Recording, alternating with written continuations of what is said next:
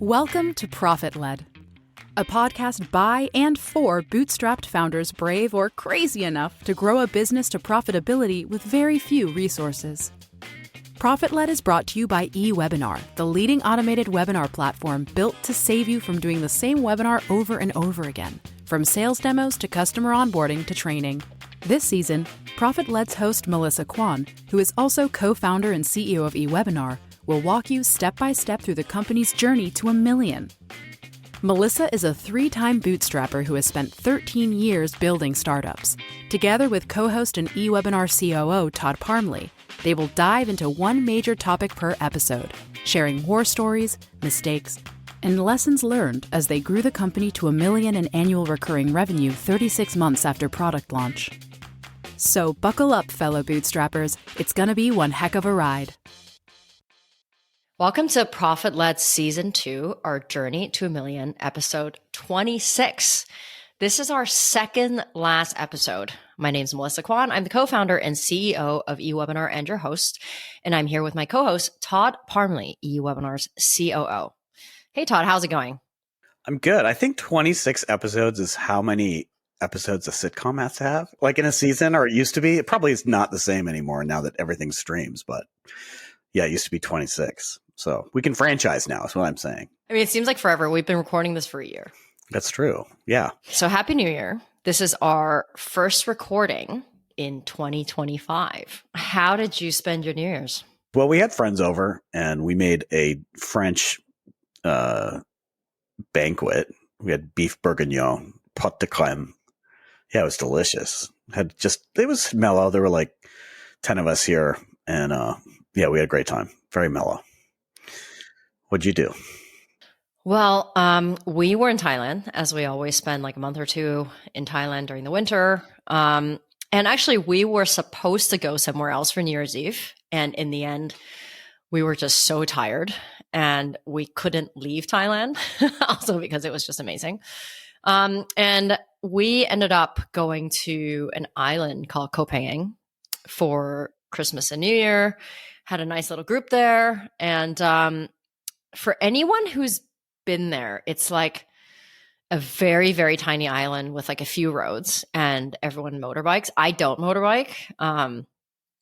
But there's also like an east side of the island where you can only get to by boat.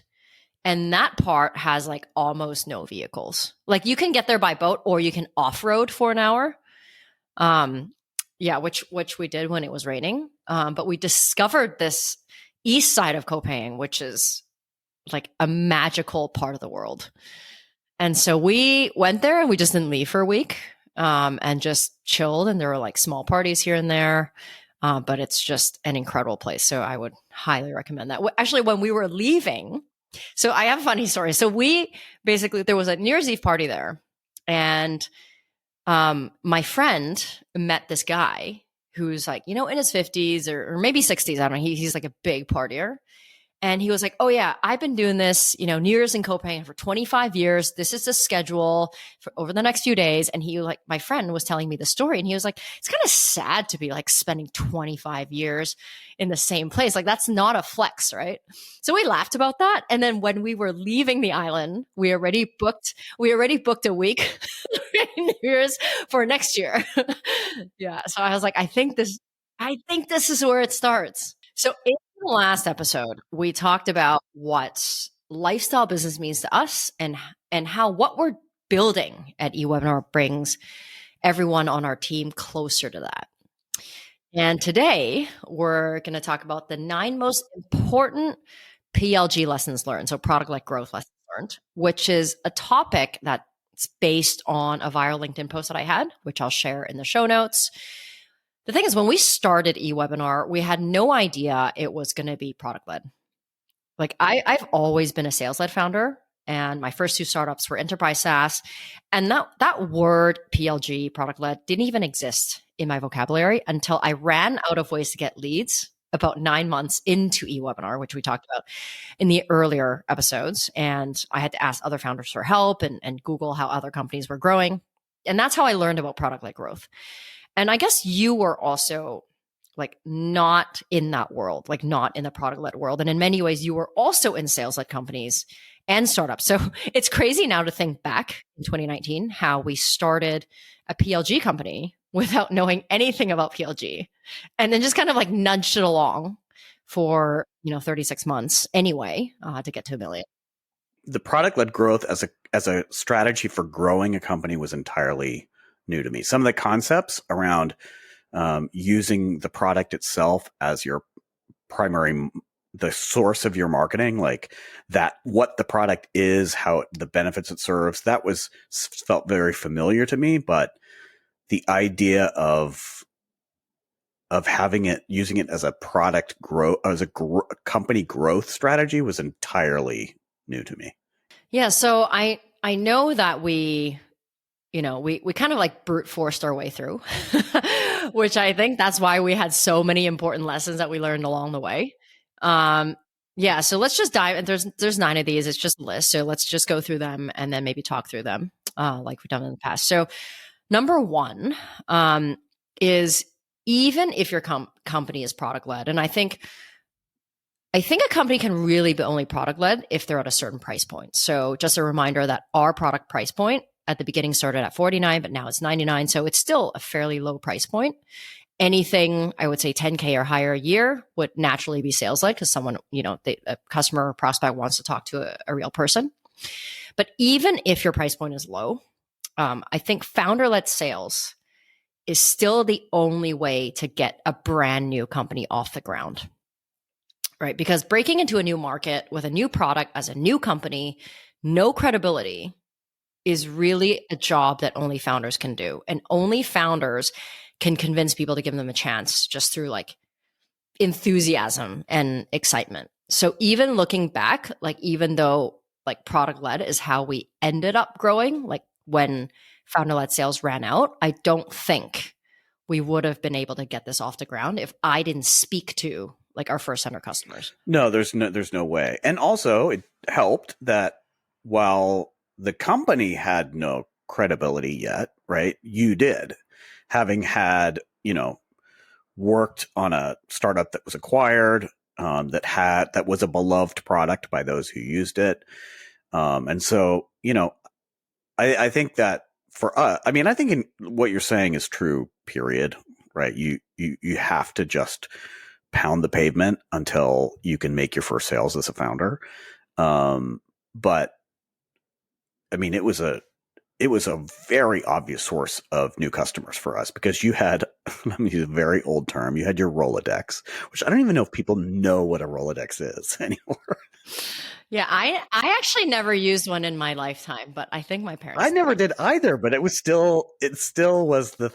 the thing you called your Rolodex of contacts. But anyway, you had your contact list to draw on, and that was, those were our first customers. So, well, I think in order to know how to create a product such that it can be product led, you need the feedback to make that product good enough.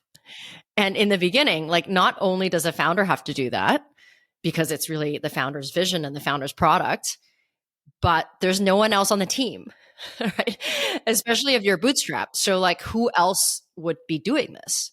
So, like I think founder-led sales actually encompasses a lot. And a lot of that in the beginning is feedback. It's like, is my idea going to work? Do people actually buy into it?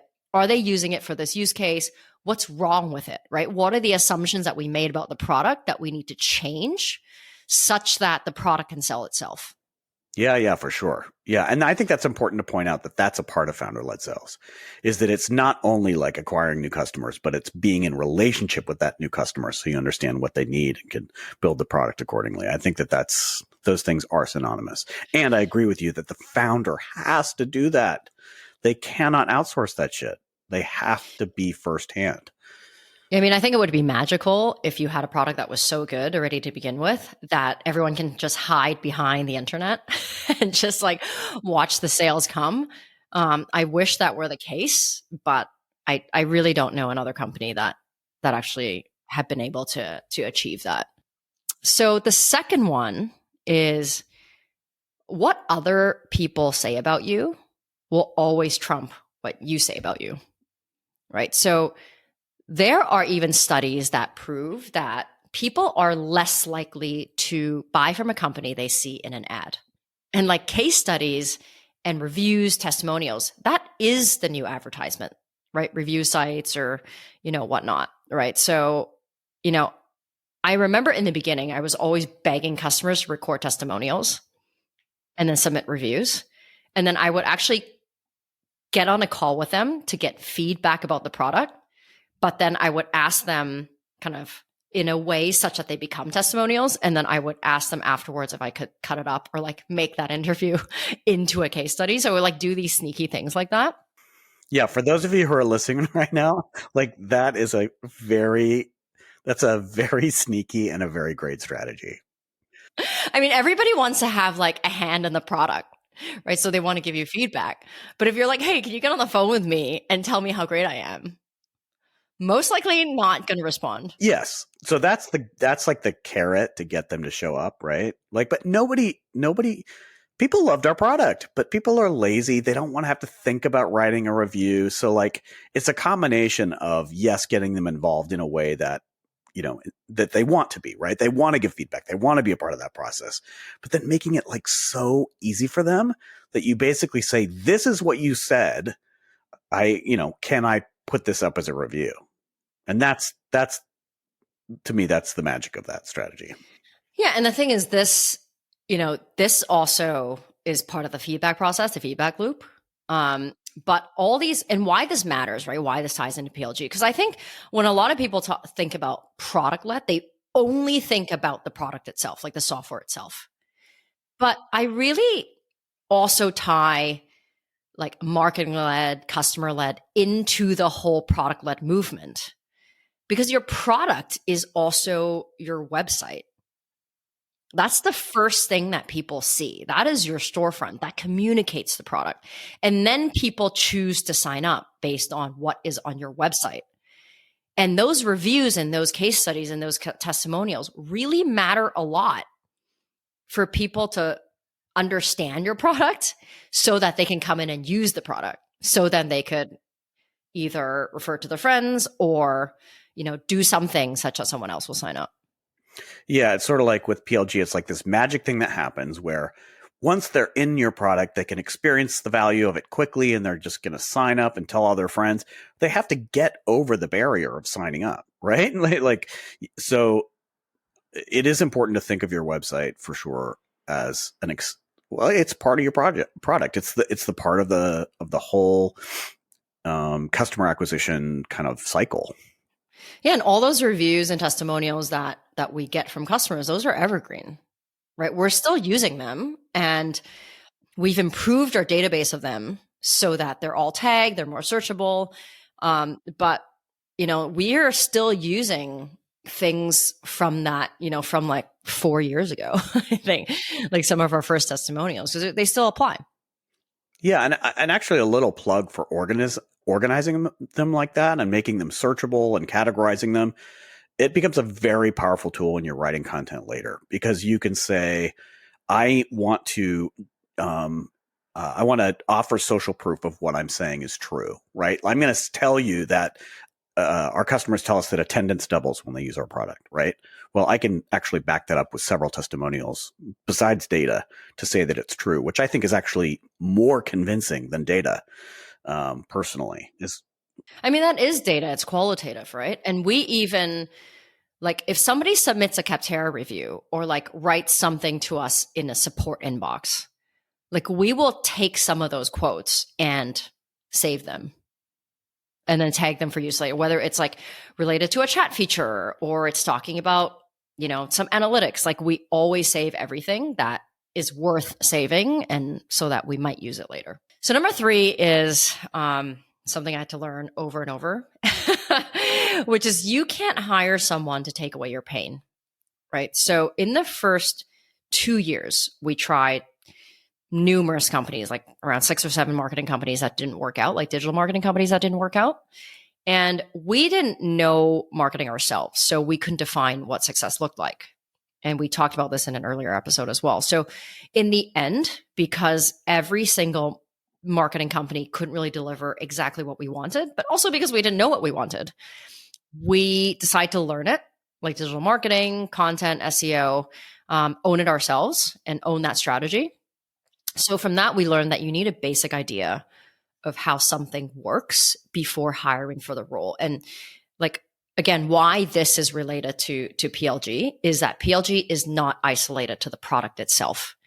It is also all the content around your product, how it helps people, all your use cases, like what you put in your blog. So PLG really, I think, still needs like marketing and content, right? So in some ways, I feel like it's still like marketing led. I really don't feel like any company is purely product led. Well, sure, at least until maybe they get into the product, right? But you still have to get them to sign up. So like I would also add to that in your content, you have to talk about how you're differentiated in the marketplace, right? Which I think a lot of people are like kind of shy about for some strange reason, which is, you know, what is it about your product versus other products in your category that makes you the best choice for people?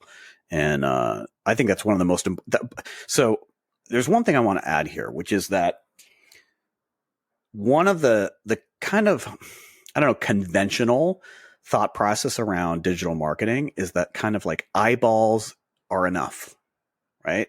Eyeballs are enough. And we just want to drive traffic to your website. And when we talked about conversions to some of these companies, their eyes like glazed over. They were like, well, I don't know how we can measure conversions, or I don't know how we can drive conversions. I'm like, well, what's the point? Especially for a bootstrapped company who doesn't have some like massive marketing budget. And one of the big lessons that I learned is that we needed to kind of also trust our instincts which took us a while to figure out, actually, because everybody was telling us the same thing, is that like something doesn't smell right here, right? For a company of our size with our goals, the most important thing is driving revenue. And that's what drove us to find who we've mentioned before as Grow and Convert, which really they focus on writing content for conversions, which for us was a big sort of mental breakthrough in understanding about what we wanted to our market, how we wanted to kind of craft our marketing. But we couldn't figure that out, and we couldn't measure, like you said, we couldn't measure success. We couldn't, we didn't know what we needed until we knew it for ourselves. And that took some time and wasting a lot of money. And maybe it's not wasted, right? Because we had to learn what we had to learn, but wasting a lot of money on companies that didn't work for us. And so I guess that leads us kind of to the fourth thing that we learned is, you know, and this is kind of directed mostly at like executives of the company or founders, is like being able to write engaging content is a differentiator. And that does link to marketing and demand gen as well. But nowadays, I think consumers really care about the makers behind the product and the mission behind the product that they invest in.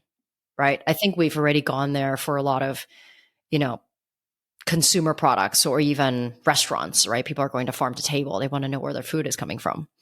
Right. And that's really no different than software nowadays, right? That's why people spend so much time on LinkedIn, like myself, you know, and I think, you know, sharing authentic content that lets your audience connect with you as the person behind the company really makes the company human.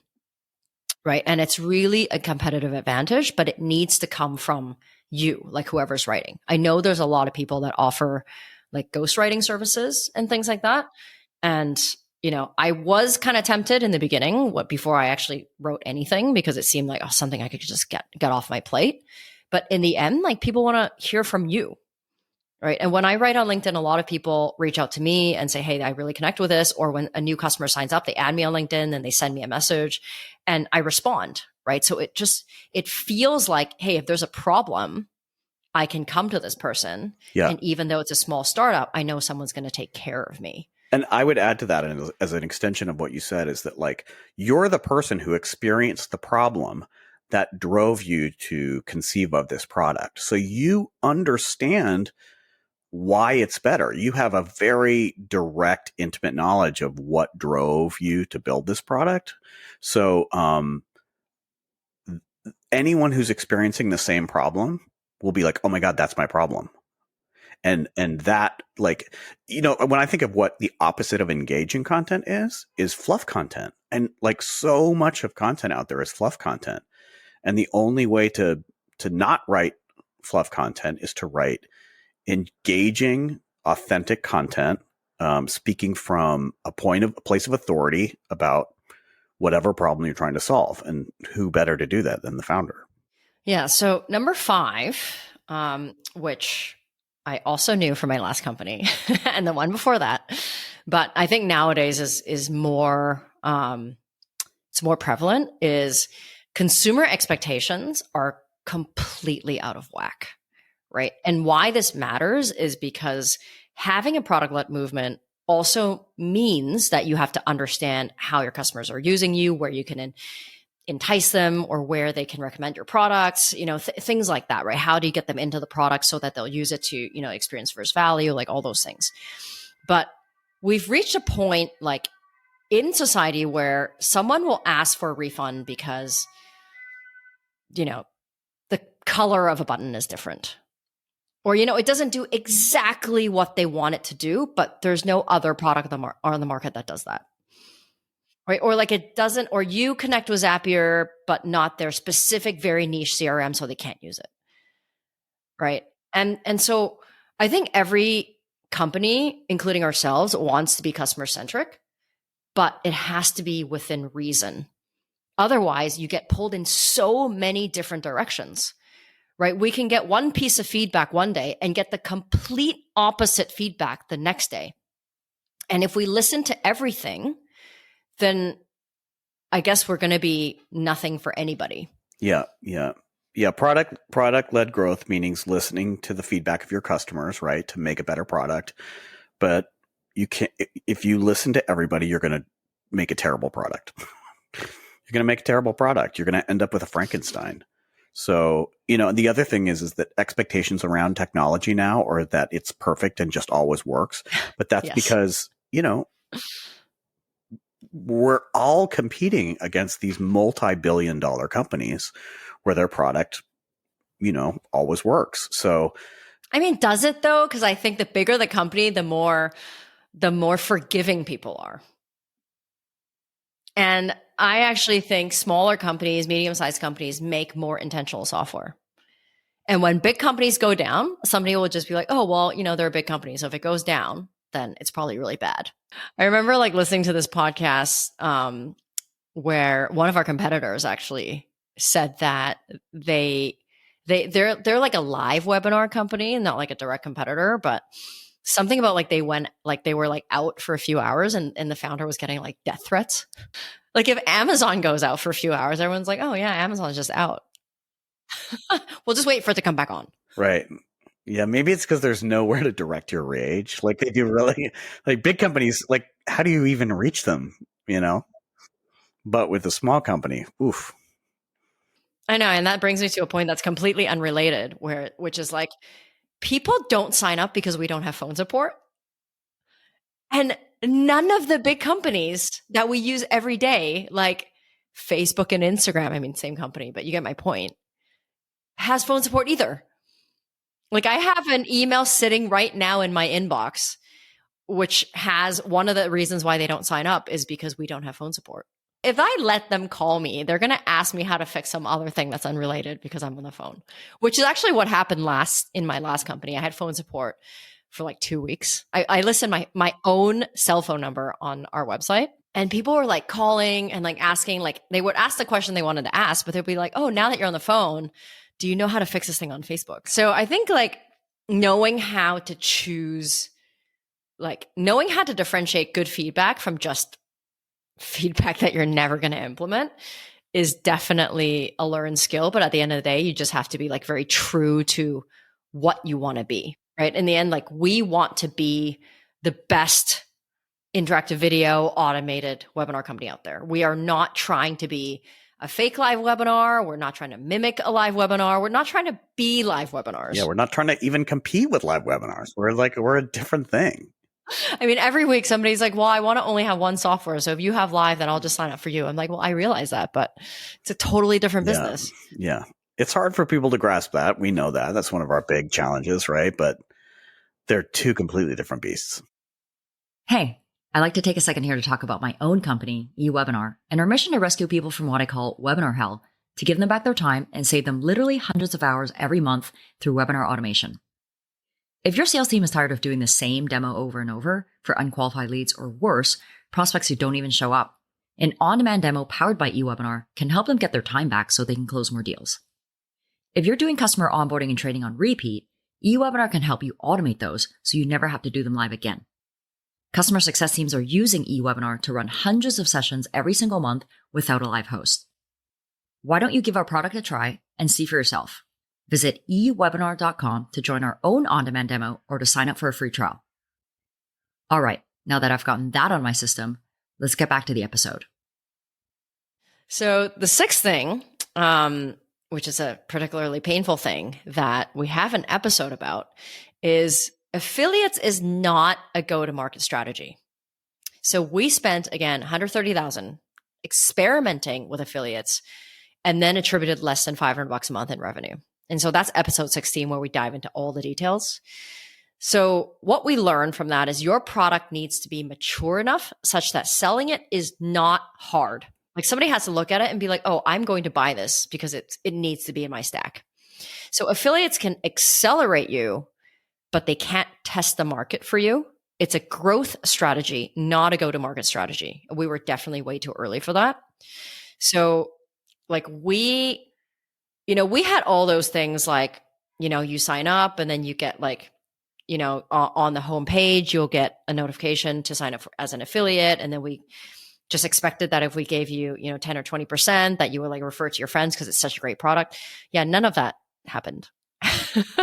And the promise of affiliate marketing is so sexy. Like, it's like, oh my God, like all I have to do is just like, it's not that. Just sit there and people's going to refer me because I'm so amazing. There's so many criteria you have to meet in order for affiliate marketing to work. So it can work, obviously. But I to your point, I think the most important thing to realize is it's not a go-to market strategy. Like if you're trying to find your product market fit, it ain't going to work. Yeah. And I think companies like Dropbox, for example, that were very successful in that, they kind of spoiled the rest of us. They spoiled it for the rest of us, thinking that like we can all be Dropbox. But Dropbox had like millions and millions of dollars. They were an exceptional product, like game-changing product, right? Like not like saving files have never been the same. They're like the Uber of like files like on your desktop, So, and even Uber, right? People are like, well, why don't you just do the thing where it's like Uber where you refer a friend and both people get $20. It's like, yeah, I did that. Yeah. Once in a while we get some referrals, but it's not like, it's definitely not like a go-to-market strategy where things like spread very quickly. The seventh thing is that it's okay to not measure everything. And especially with PLG, like a lot of consultants are in this space, also writing a lot of content online. Every playbook was making me feel pretty stupid for not measuring everything and making data-driven decisions.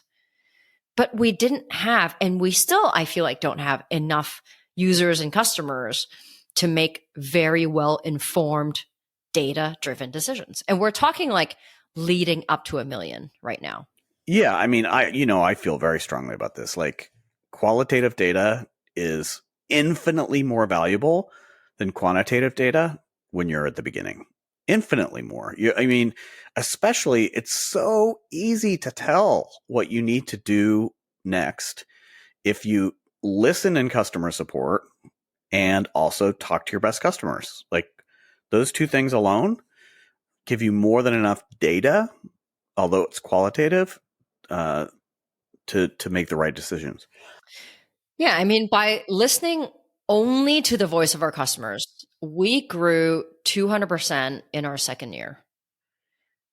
And of course, like our revenue was low, so it was like easy to grow a lot, but still, right? Like we didn't measure anything. And I think what most people don't understand is even if you measure stuff, you still have to make sense of that data.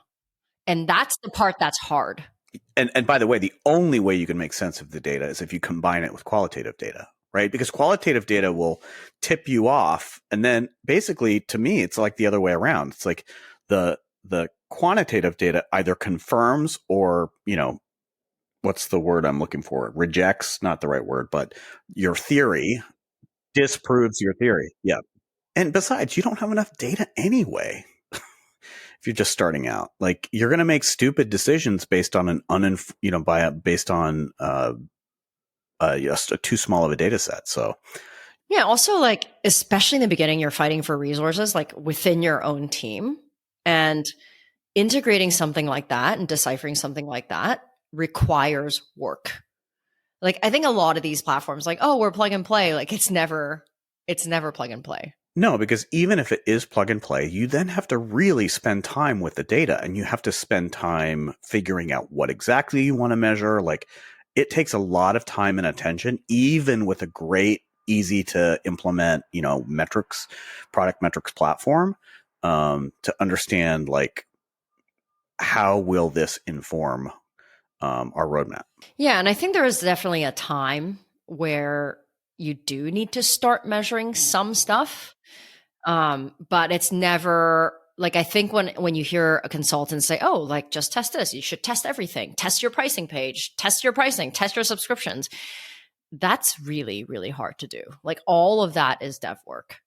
Yeah. And also we didn't have enough traffic. We didn't have enough, I think it would have led us potentially lead us to the wrong decisions, where the right decisions were already right in front of us. We just had to listen to our customer. So the 8th thing is that you can't make everyone happy. I wish I could. So someone once told me that being hyper-focused on churn is like leaving your own party where people are having fun to chase after people who weren't having fun. Such a great metaphor. It's so good. I heard it from like a customer success leader. It's so good. And everyone's like, oh, you need to focus on churn and try to fix churn, but not all churn is fixable, right? So we needed to focus on finding customers who look like our biggest fans, especially in the beginning. Like there's so many more customers that could sign up that are going to love us, that we didn't need to fix churn yet, right? And at the time, we just had to accept that churned users didn't see our value. And of course, we had like an exit survey form. And a lot of them were like, oh, this is too expensive, or like, I'm not ready, or, don't understand the product, and our product is like pretty simple to understand. Like you upload a video and you launch it. Like you set a schedule and then people go to it. So if you're like, oh, I don't understand, like, yes, like we won't be so delusional to like not think about, hey, is there something that we can improve in our onboarding? But if you have a lot of people that do understand and a few people that don't understand, you shouldn't be spending all your time fixing the onboarding. Not at first, for sure. Yeah. No question. And if people are like, oh, I like, this is too expensive for me, like you don't go run to them and say, how about I give you a 50% discount? Which is the impulse for a lot of people, I think, right? I think that was really one of the best advice I ever got from a product marketer, is like, just interview your best people, your top 10 biggest accounts, like filter it in Stripe, the people that are paying you the most money, and ask them all of these questions. By the way, I have a Notion doc with like all my customer interview questions, which I'll also share again in the show notes. And just find more people like them. Ask them where they hang out so that you could go there and promote yourself. But yeah, but I also understand that like in the beginning, when you don't have a lot of revenue, when someone leaves, it hurts. Like it still hurts now because we get a Slack notification when somebody cancels and we're like, oh, why'd you cancel? It is a mistake to try to please everyone. It is a huge mistake. And also like some churn, when I say like, you can't, like not all churn is fixable, is like, we have so many accounts that pay us a lot of money, like the most. But these are big companies where there's usually an admin that manages our product. And then that admin leaves and no one understands the product. There's no succession plan. And we lost our champion.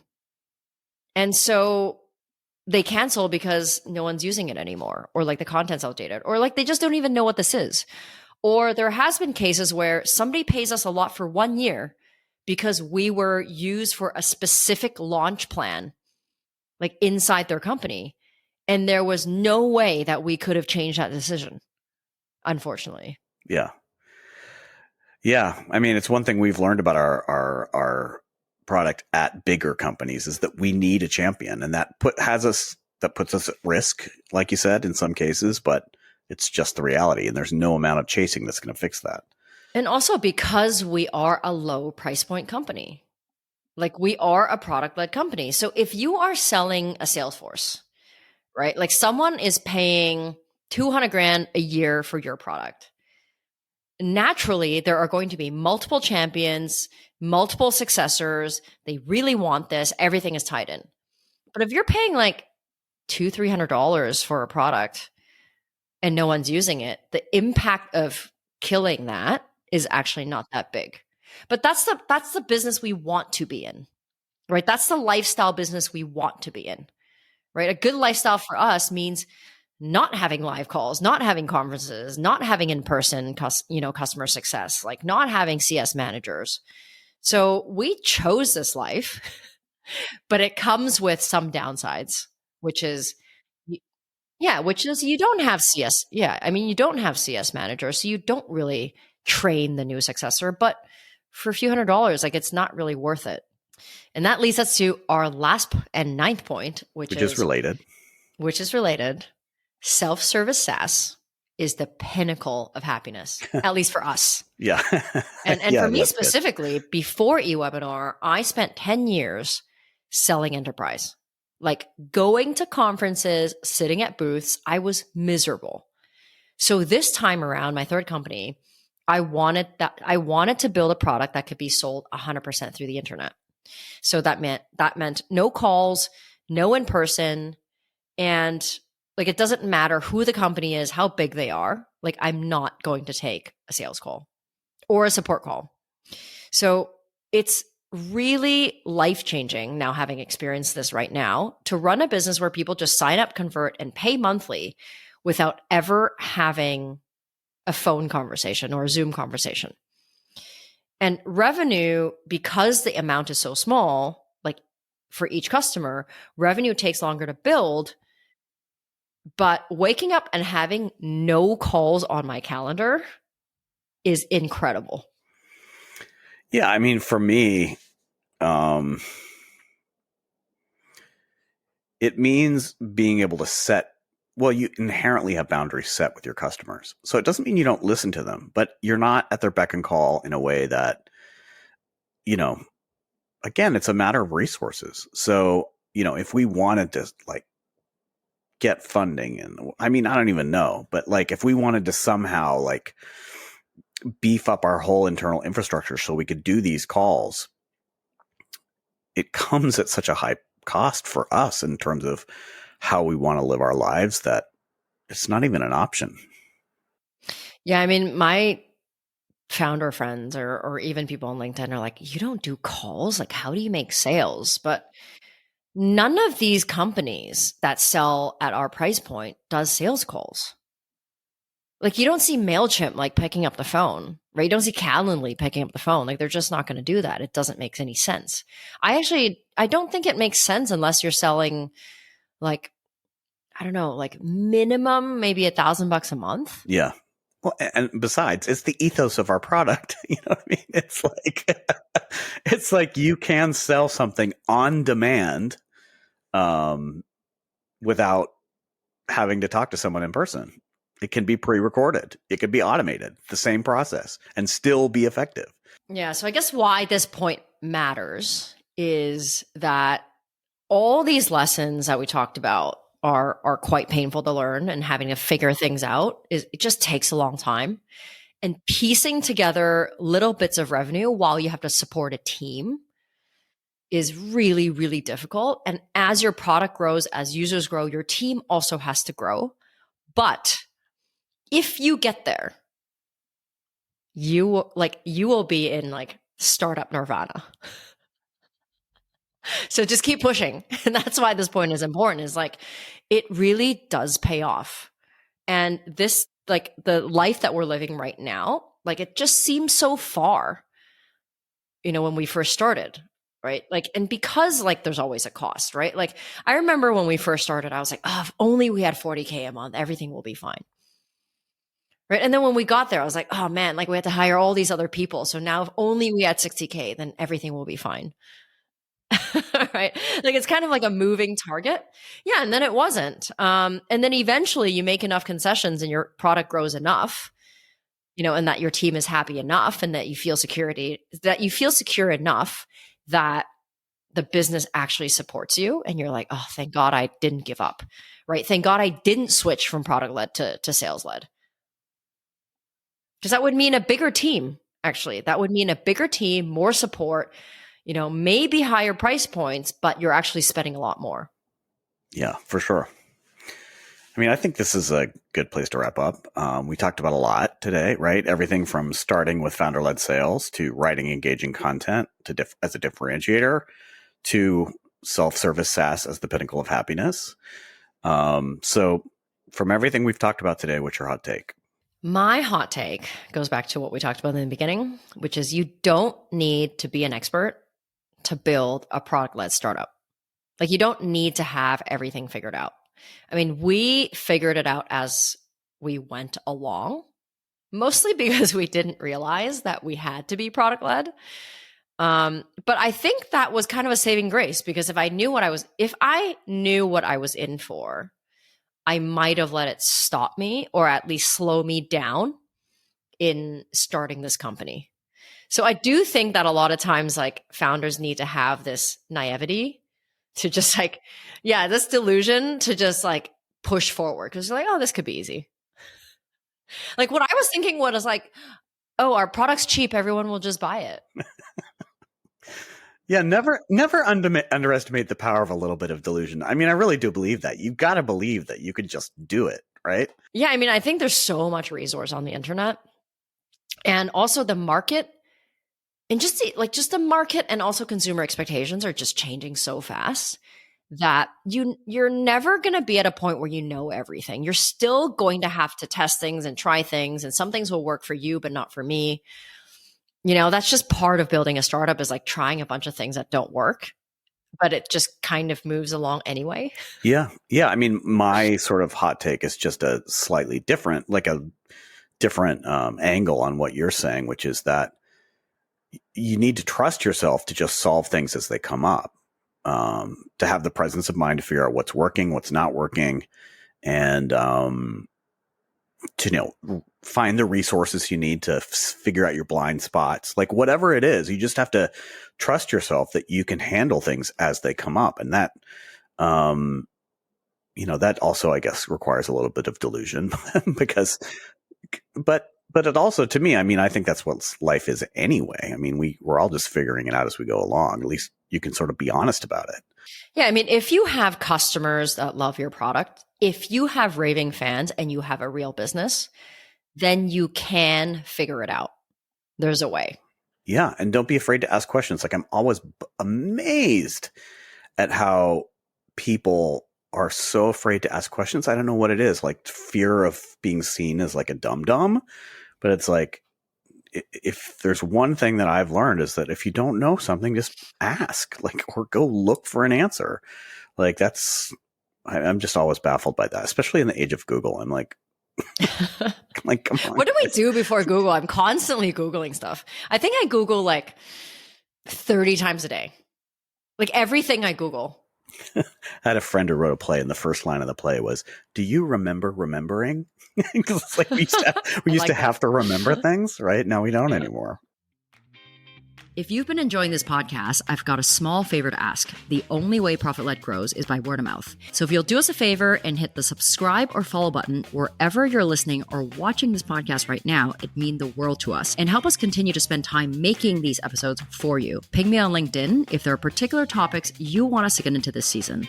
Send me any feedback you have on this podcast because I love hearing from you. My name is Melissa Kwan, last name spelled Kwan. To get notified of new episodes, join our mailing list by going to profitled.fm. I promise to only share things you'll actually care about. Thanks for listening. Bye now.